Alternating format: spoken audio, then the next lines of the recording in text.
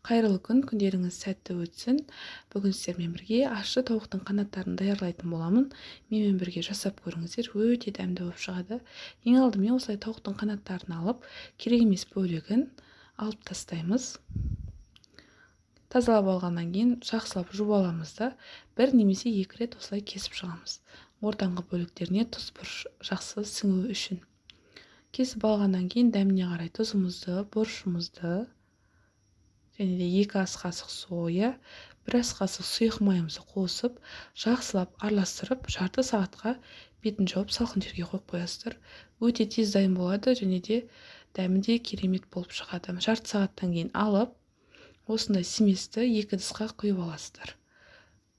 Бір ыдысына 2 ас қасық сұйық су қосасыздар. 4 ас қасық смеске сөйтіп йогурт сияқты консистенция болу қажет. Соған тауығымызды батырып,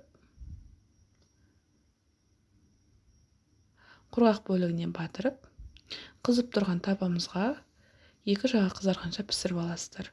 Өте дәмді болып шығады. Жасап көріңіз, ас болсын.